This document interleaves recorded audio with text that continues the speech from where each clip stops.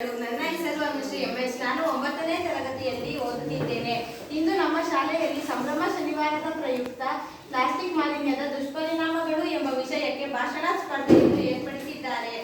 Plastic ಎಂದರೆ ಮಾನವನ ಕೈಚಳಕದಿಂದ ತಯಾರಾಗಿರುವಂತಹ ಕೃತಕ ತತ್ವಗಳಿಂದ ಕೂಡಿರುವ ವಸ್ತು. ಇದರ ಬಹುಪಾಲು ಉದ್ದೇಶ ಹಾಲಿನ ಪ್ಯಾಕೆಟ್ಗಳು, ಕವರ್ಗಳು, ಪ್ಯಾಕಿಂಗ್ ಮೆಟೀರಿಯಲ್ಸ್, ಪೆಟ್ರೋಲ್ ಡಬ್ಬಗಳು ಮತ್ತು ಬಾಟಲ್ಗಳು ಇತ್ಯಾದಿ. 1907ರಿಂದ ಪ್ಲಾಸ್ಟಿಕ್ ಅನ್ನು ತಯಾರು ಮಾಡಲು ಪ್ರಾರಂಭಿಸಿದರು. ಆದರೆ ಇಂದಿನ ಪೀಳಿಗೆಯಲ್ಲಿ ಈ ಪ್ಲಾಸ್ಟಿಕ್ ಎಲ್ಲ ಕ್ಷೇತ್ರಗಳಲ್ಲಿಯೂ ಆಡಳಿತ ನಡೆಸುತ್ತಿದೆ. ಪ್ಲಾಸ್ಟಿಕ್ ಮಾಲಿನ್ಯದ ಆತಂಕ.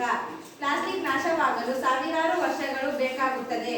ನಾವು ಬಳಸುವ ಪ್ಲಾಸ್ಟಿಕ್ ಜಲಚರ ಪ್ರಾಣಿಗಳಿಗೆ ಮತ್ತು ಪಕ್ಷಿಗಳಿಗೆ ಬಹಳ ಹಾನಿಯನ್ನುಂಟು ಮಾಡುತ್ತಿದೆ.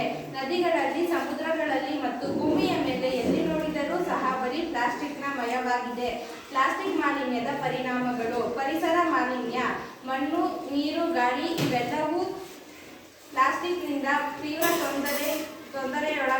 ತೊಂದರೆಯೊಳಗಾಗದಲ್ಲದೆ ಮಾನವನ ಆರೋಗ್ಯದ ಮೇಲೆ ಕೂಡ ಪ್ರಭಾವ ಬೀರಿದೆ.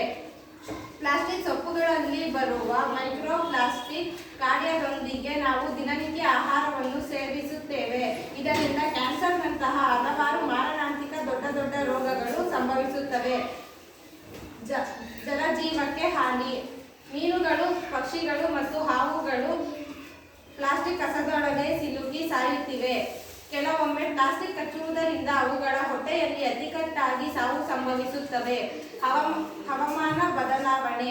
ಪ್ಲಾಸ್ಟಿಕ್ ಉತ್ಪಾದನೆಯಲ್ಲಿ ಜೈವಿಕ ಇಂಧನ ಬಳಸಲಾಗುತ್ತದೆ. ಇದರಿಂದ ಗ್ರೀನ್ಹೌಸ್ ಅನಿಲ ಬಿಡುಗಡೆಯಾಗಿ ಹವಾಮಾನವನ್ನು ಬದಲಾವಣೆ ಮಾಡುತ್ತಾ ಇದೆ. ಪ್ರತಿಯೊಬ್ಬರೂ ಪ್ಲಾಸ್ಟಿಕ್ ಅನ್ನು ಕಡಿಮೆ ಬಳಸಬೇಕು.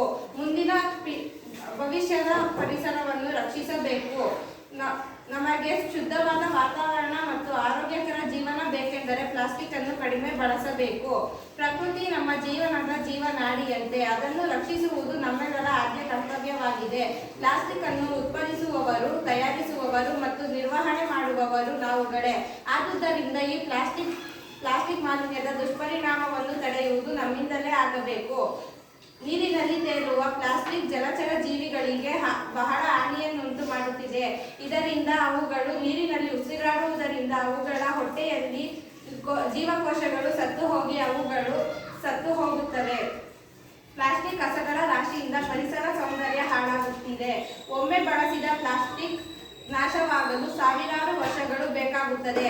ಆದರೆ ಆ ಪ್ಲಾಸ್ಟಿಕ್ಗಳು ನಾಶವಾಗುವವರೆಗೂ ಭೂಮಿಯ ಮೇಲೆ ಇರುತ್ತವೆ. ಪ್ಲಾಸ್ಟಿಕ್ ಅನ್ನು ಸುಟ್ಟರೆ ಅದರ ಒಳಗಿನ ಜೈವಿಕ ಇಂಧನ ವಾಯುವಿನಲ್ಲಿ ಸೇರಿ ಓಝೋನ್ ಪದರ ಹಾಳಾಗುತ್ತದೆ. ಅದರಿಂದ ನಮಗೆ ಸೂರ್ಯನ ಕೆಟ್ಟ ಕಿರಣಗಳು ಭೂಮಿಗೆ ಬಂದು ಬೀಳುತ್ತವೆ. ಇಷ್ಟು ಮಾತನಾಡಲು ಅವಕಾಶ ಮಾಡಿಕೊಟ್ಟ ಎಲ್ಲರಿಗೂ ನನ್ನ ತುಂಬು ಹೃದಯದ ಧನ್ಯವಾದಗಳು.